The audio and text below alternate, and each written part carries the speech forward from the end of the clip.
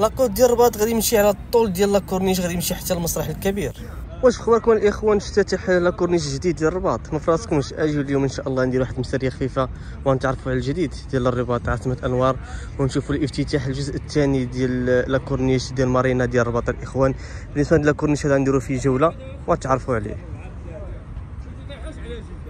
بالنسبه للبلاصه الاخوان الناس كيجيو لها بزاف، يعني كيجيو لها الناس كيصيدوا، وفي نفس الوقت كيجيو العائلات كيجيو معاهم الكراسه الطوابل، كيجيبوا معاهم الماكله، كيريحوا في هذه البلاصه هذه.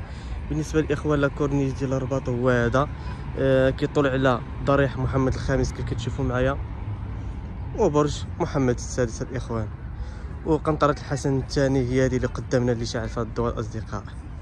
وإلا عجبكم هذا الفلوق ما تنساوش الاشتراك، لي لايك، لي كومونتير وتفعيل الجرس. وهذا لاكورنيش هذا جا على واد ابي رقراق، يعني الفاصل ما بين مارينا ديال الرباط ومارينا ديال سلا.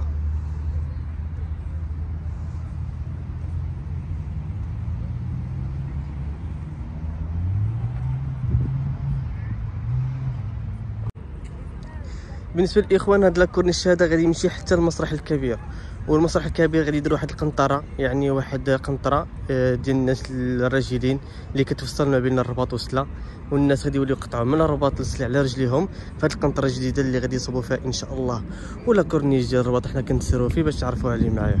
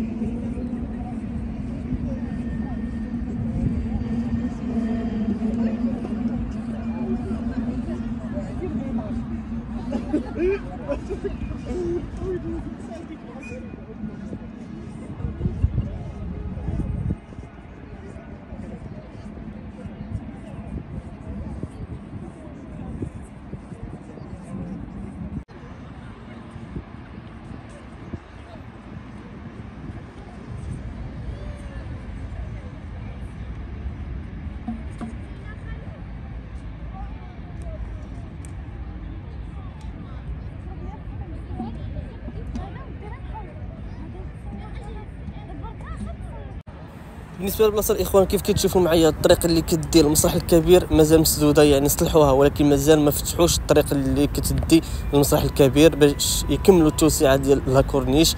ولاكورنيش غادي يولي يطول حتى المسرح الكبير وغادي يزيدوا فيه يمكن. بالنسبه للاخوان الجديد غادي نشاركوا معكم من بعد ان شاء الله، ملي غادي يحلوا هذا الطريق هذه ومني غادي تكمل ان شاء الله القنطره غادي تكمل، غادي نمشيو ندشنوا الجميع ونشاركوا مع بعضياتنا في قناه مروان فلوق. انا الاخوان دائما تنشارك معكم الجديد، اي حاجه جديده كنشارك معكم في القناه باش حتى نتوما تكتشفوها وكتعرفوا عليها.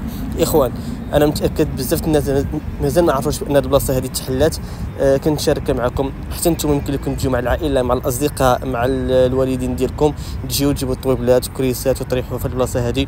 ومعروف هذا المكان هذا كيجيو العائلات كيستقروا فيها وتريحوا فيها، تيدوزوا فوقيته زوينه.